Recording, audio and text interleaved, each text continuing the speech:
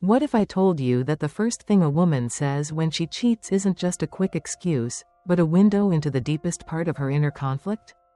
Welcome back to Inner Stillness, the place where we don't just skim the surface, but dig deep into the complexities of human behavior, unspoken truths, and the powerful lessons hidden in the most painful of experiences. Today, we're about to explore a sensitive yet profoundly real topic.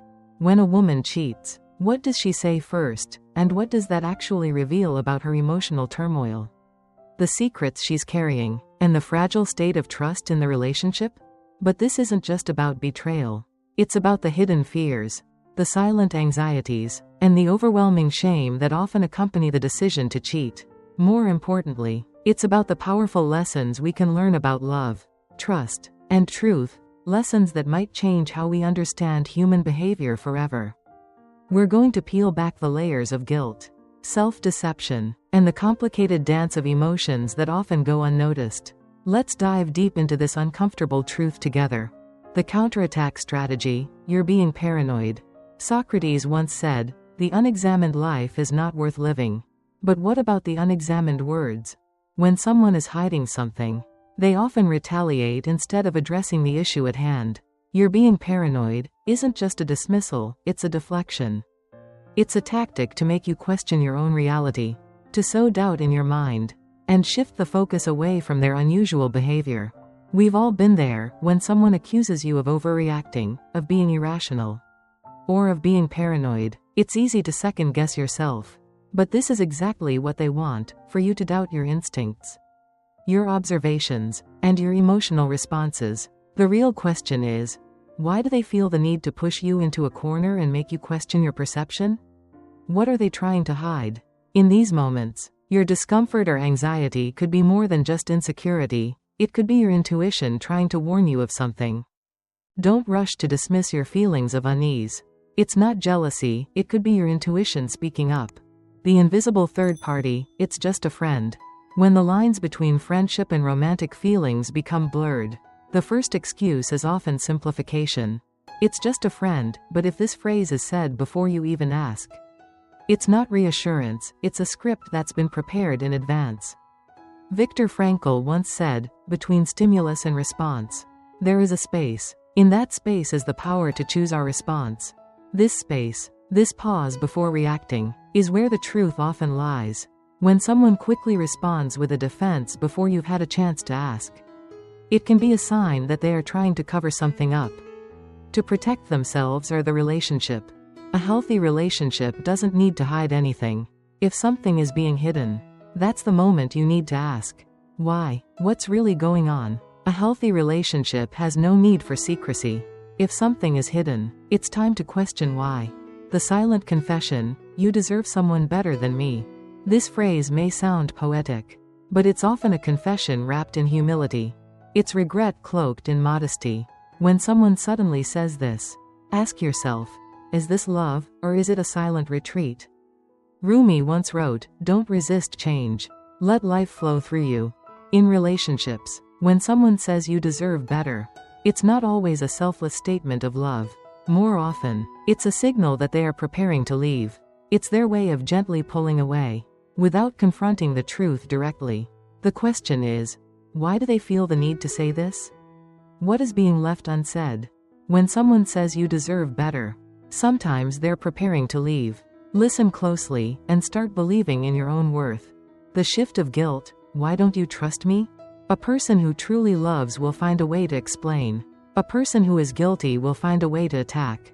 This question doesn't aim to reassure you, it's designed to make you feel guilty for questioning them in the first place. It's a manipulation tactic designed to make you question your own perception and your judgment, forcing you to feel that your doubts are unjustified. Carl Jung once said, "A person can do anything, just to avoid facing their own soul." In relationships, when someone quickly shifts the blame onto you, it is because they refuse to confront the reality of their actions. Instead of acknowledging their wrongdoing, they deflect, using your own doubts as a tool to undermine your confidence in your instincts. It's not a question of trust, it's an attempt to bury the truth under layers of emotional manipulation and gaslighting. The real issue isn't whether you trust them or not, The issue lies in what they're hiding, what they are unwilling to confront, and what they want to keep from you. If every conversation turns into a battle where you are left feeling guilty for your suspicions, the truth is being deliberately obscured. If every conversation turns into an attack, the problem isn't trust, it's the truth that's being buried. Self-justification, I'm just too busy with work. When caught in the act, some people justify their actions by blaming external circumstances. Suddenly, you become the one at fault for working too much. But distance doesn't create betrayal, choices do. As the saying goes, love is not measured by the time spent together, but by the connection maintained during the distance. The truth is, being busy with work doesn't excuse the lack of emotional presence or the neglect of the relationship. It's easy to hide behind work, claiming that the demands of life left little room for connection. But the real question is, if you were truly dedicated to someone, would your work still keep you from investing in the relationship? You're not at fault for trying to build a life. You just need to be honest with yourself. If someone is not being truthful with you, that's their choice, not yours. Instant denial, it's not what you think. This is the classic phrase when someone gets caught red-handed.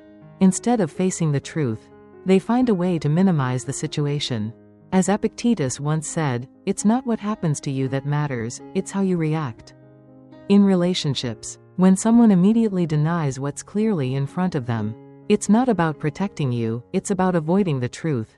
Denial is a powerful tactic used to manipulate your perception, making you question what you saw, what you felt, and even your own understanding of the situation. If someone is constantly telling you not to trust your own eyes or instincts, perhaps it's not that you're mistaken, maybe they're the ones telling the wrong story. If someone is always telling you not to believe what you see, maybe you're not mistaken, maybe they're just telling a different story. The mind game, you're just imagining things. This is a classic example of gaslighting, a subtle but powerful psychological tactic designed to make you question your own reality and perception. When you raise concerns, instead of addressing them directly, they twist the narrative and make you feel like you're crazy or irrational. The goal is not just to deflect blame, but to manipulate your sense of truth, eroding your self-confidence and making you doubt your own thoughts and feelings. Eleanor Roosevelt said, "No one can make you feel inferior without your consent." But gaslighting is more than just a feeling of inferiority. It's a relentless, insidious process that undermines your trust in your own mind. The person using this tactic isn't simply dismissing your concerns, they are deliberately turning the tables, making you believe that the problem lies with you, not their actions. You might start questioning yourself, wondering if you're being too sensitive, or if you're overreacting. This is exactly what they want.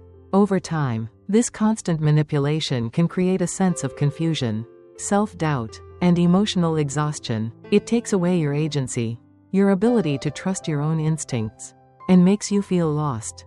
Gaslighting isn't just about making you feel inferior, it's about destroying your self-trust and forcing you to accept a distorted version of reality.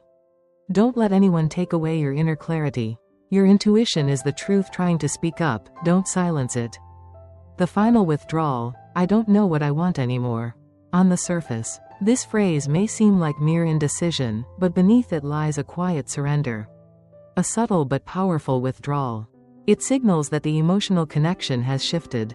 It's no longer we, but rather a recognition that she is already somewhere else, emotionally distanced and disconnected from the relationship. Tony Robbins once said, "Where you focus your attention, that is where your energy flows."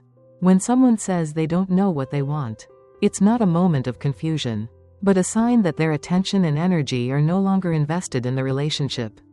This is not just a passing phase, it's the subtle beginning of emotional detachment. The person may still be physically present, but their heart, their thoughts, and their commitment have already moved elsewhere. The real danger of this statement lies in its quiet nature. It's not an explosive rejection but a soft letting go. It's a way of withdrawing without confrontation, without outright stating that they have mentally or emotionally exited the relationship. It can be difficult for the other person to pinpoint exactly when the shift occurred because it's not marked by dramatic words or actions, but by a slow, almost imperceptible fading of the connection. When someone's attention has already shifted away from you, the relationship is no longer a priority in their life. Don't hold on to someone who has already emotionally and mentally left. They may still be present in body, but their heart is elsewhere. Letting go, though painful, is the only way to preserve your own emotional well-being. This is not just betrayal, it's awakening.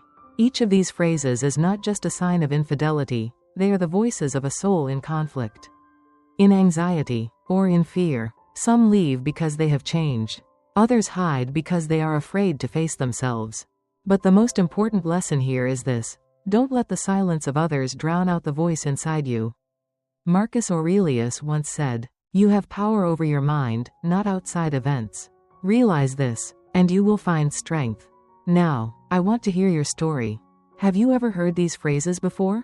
When did they come up in your relationship? And how did you respond? Please share in the comments. I read each one with deep respect. If this video has brought something meaningful to you, don't forget to like, share, and subscribe so you won't miss our future discussions here at Inner Stillness. Until next time, stay in stillness, stay awake, and above all, stay true to yourself.